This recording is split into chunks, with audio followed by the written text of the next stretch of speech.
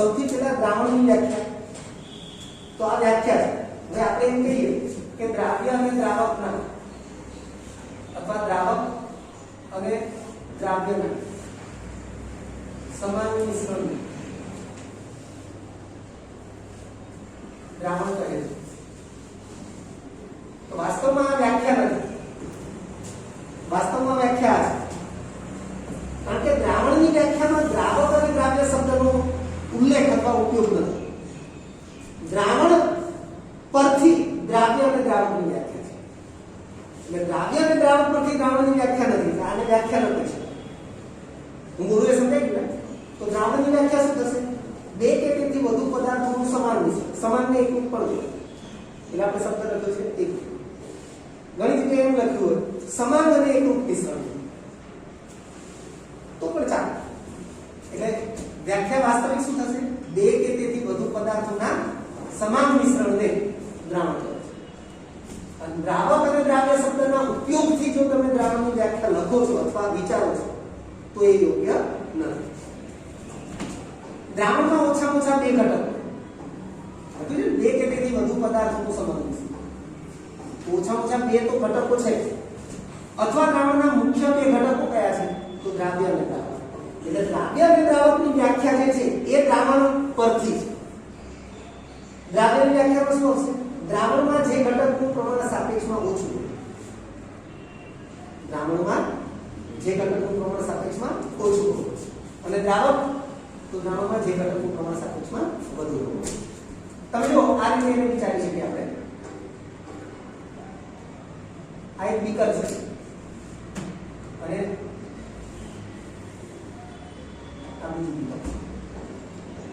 આ બીકરની અંદર આપણે એક ગ્લાસ મતલબ કે ફૂલ પાણી ભરી દીધું છે. પાણી અને આપણે એક ચમચી ગુડ પાવડર. ગુડ પાવડર ખાય છે ખાંડનો પાવડર એટલે ગુડ પાવડર ખબર છે ને? તો એક બીકર પાણી ભરી દીધું છે અને એમાં એક ચમચી ગુડ પાવડર નાખ્યું છે. તો આ બીકર એ કઈ દઈએ અને બીકર બી દઈએ. બરાબર? આમાં આ બીકર બી જે છે એમાં આપણે ઠાંસીને ગુરુ પાવડર ભરી દીધું છે.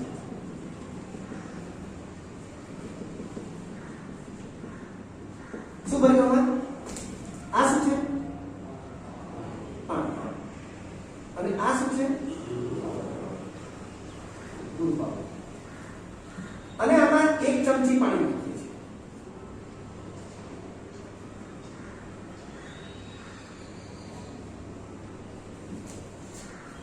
હવે સમજો કે પાણીમાં તમે એક ચમચી ગુરુ પાવડર નાખશો, થોડી વાર પછી તમને ગુરુ પાવડરનો એક પણ કણ દેખાશે ખરો?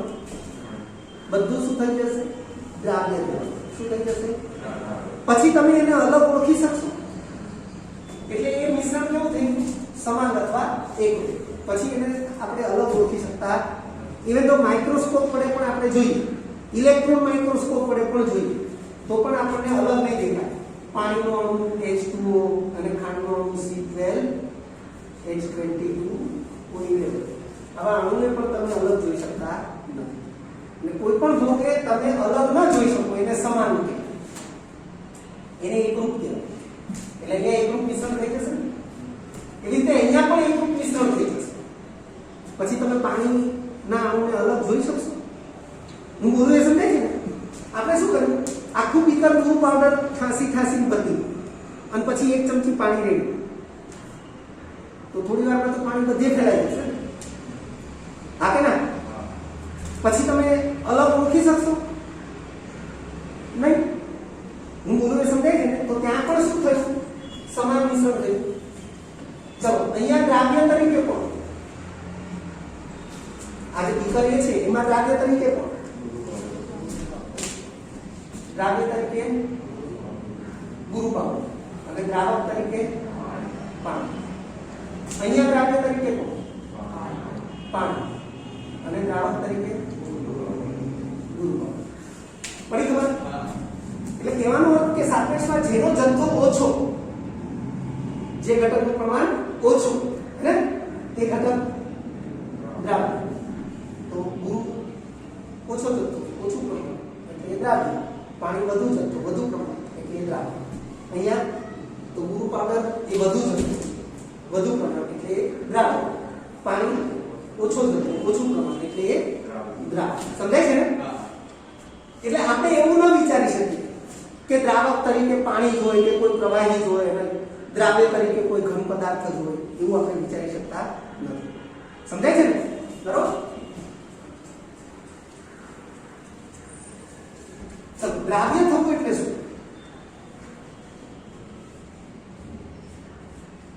દ્રાવ્ય થવાની દ્રાવ્ય થવામાં કઈ કઈ ઘટના? દ્રાવ્ય થવામાં બે મૂળભૂત ઘટનાઓ સમજી લો. કેટલી? બે. પહેલું, જથ્થામાં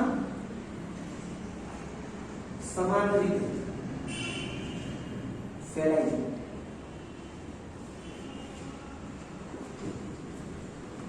અને સમાન પ્રણાલી બનાવે. સમાન એટલે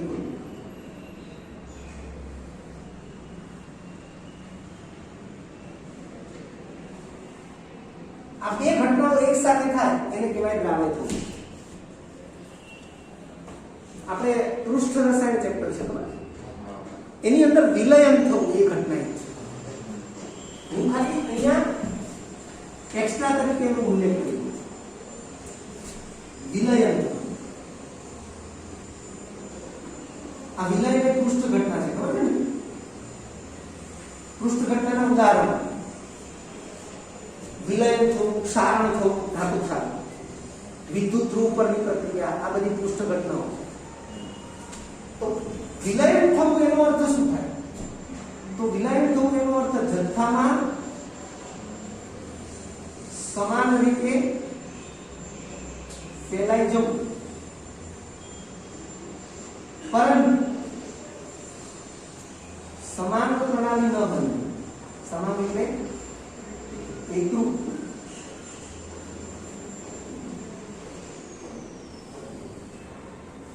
આવું થાય આમાંથી એક વસ્તુ બને છે, બીજી વસ્તુ નથી બનતી, તો એને વિલયન. સમાન અથવા એકરૂપ પ્રણાલી ન બને ત્યાં અંતરાપૃષ્ઠ રચાય. પૃષ્ઠ રસાયણની અંદર અંતરાપૃષ્ઠ ખબર છે ને? બરોબર. તો એ અંતરાપૃષ્ઠ રચાય અને એટલે કલીલ પ્રણાલી બને. જ્યારે આમાં દ્રાવ્ય થવું એટલે આ બંને ઘટના થતી અને વિલયન થવું એટલે આ બે ઘટના થતી. મીન્સ કે આમાંથી એક થાય પણ બીજી ન થાય, એને વિલયન. તો દ્રાવ્ય થવાથી સાચા દ્રાવણ અને વિલયન થવાથી કલીલ પ્રણાલી, આટલો ડિફરન્સ છે. આ વસ્તુ આપણે પૃષ્ઠ રસાયણની અંદર પણ સમજાવેલી જ છે, કોન્સેપ્ટ ક્લિયર એનો કરાવેલો છે. પડી ખબર? ચાલો. દ્રાવણની સાંદ્રતા શું કહેવાય? દ્રાવણની સાંદ્રતાનો કોન્સેપ્ટ શું છે આપણે સમજીએ. 3 ગ્લાસ લઈએ છીએ અથવા 3 બીકર લઈએ છીએ.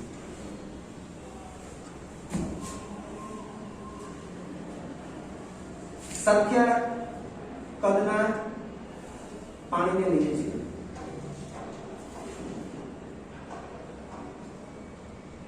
બરાબર? આ બીકર A, આ બીકર B, આ બીકર C. એક ચપટી મીઠું,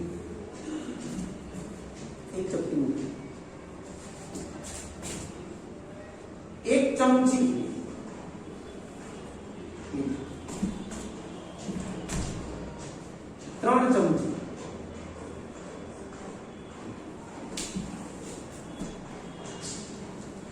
રેડી? હવે આપણે એ મીઠું એની અંદર દ્રાવ્ય થઈ જાય છે અને પછી આપણે ત્રણેયમાંથી દ્રાવણને વારાફરતી ચાખીએ છીએ. મીઠાનું દ્રાવણ છે એટલે દ્રાવણને ચાખી શકાય, હે ને? હાર્મફુલ નથી, કોઈ નુકસાન ન કરે. તો આમાંથી દ્રાવણ ચાખ્યું, પછી થોડી વાર રહી અને આમાંથી દ્રાવણ ચાખ્યું. થોડી વાર રહીને કેમ? કારણ કે જીભ ઉપર સ્વાદ હોય એ બધો એ રિમૂવ થઈ જાય, પછી બીજું ટેસ્ટ. પછી થોડી વાર રહી અને આમાંથી દ્રાવણ ચાખ્યું.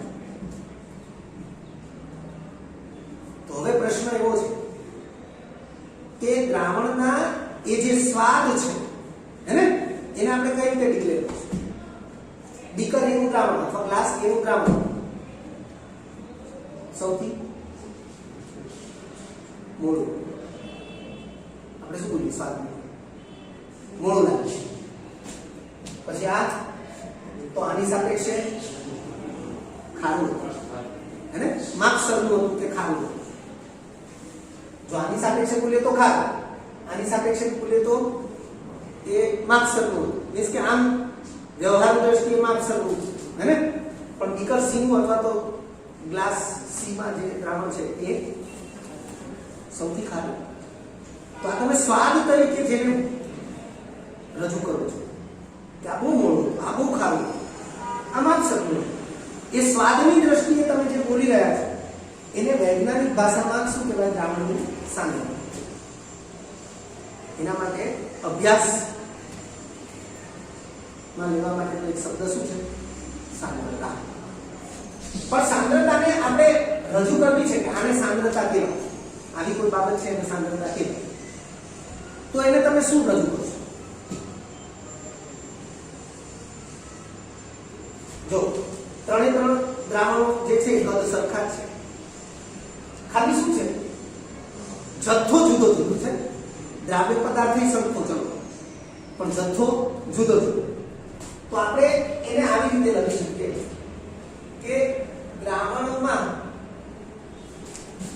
દ્રાવ્ય થયેલા પદાર્થના સાપેક્ષ જથ્થાની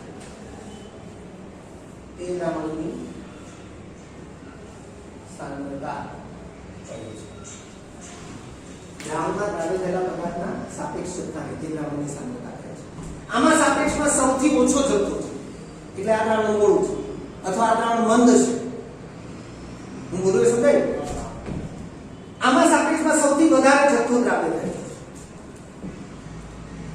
આ સમજાય?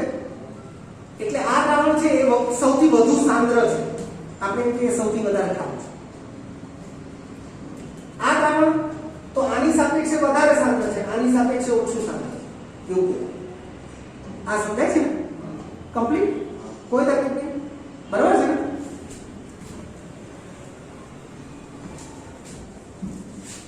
વ્યાખ્યા શું થાય સાંદ્રતાની? વ્યાખ્યા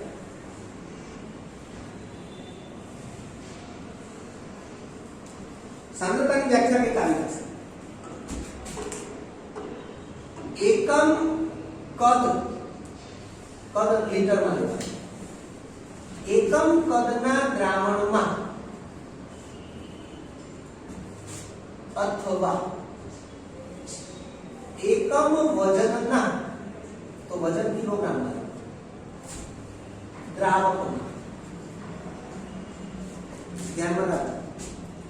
દ્રાવણને વિચાર્યું તો એના કદને વિચારો, દ્રાવકને વિચાર્યું તો એના વજનને વિચારો. તો એકમ કદના દ્રાવણમાં અથવા એકમ વજનના દ્રાવકમાં દ્રાવ્ય થયેલા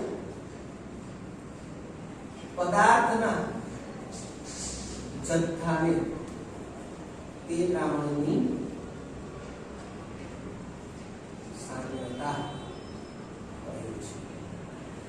સૂત્ર શું થશે? દ્રાવણની સાંદ્રતા બરાબર. ચલો સૂત્ર બહુ ઈઝી. છેદમાં શું આવશે? દ્રાવણનું કદ અથવા દ્રાવકનું વજન. ખાલી વજન નહીં, દ્રાવણનું કદ, દ્રાવકનું વજન, આવું વિચારો. હું તમને જોડે જોડે જ બતાવું છું. તમે ખાલી કદ વજન એવું ધ્યાનમાં લેશો ને તો કોનું એ ખબર નહીં થાય. અને સૂત્રમાં એનું મહત્વ વધારે છે. મોલારિટીમાં આપણને મિક્સ થઈ જાય.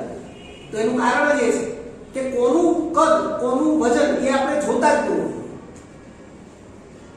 એટલે મિક્સ ના થાય એટલા માટે પહેલેથી જ ધ્યાનમાં લો. વ્યાખ્યાની અંદર સ્પષ્ટ લખ્યું છે, તો હું એ છેદમાં લખીશ દ્રાવણનું કદ, પણ એકમ કયો? અથવા દ્રાવકનું વજન એકમ કિલોગ્રામ કેજી અને અંશમાં શું આવશે દ્રાવ્ય પદાર્થનો જથ્થો આવશે ને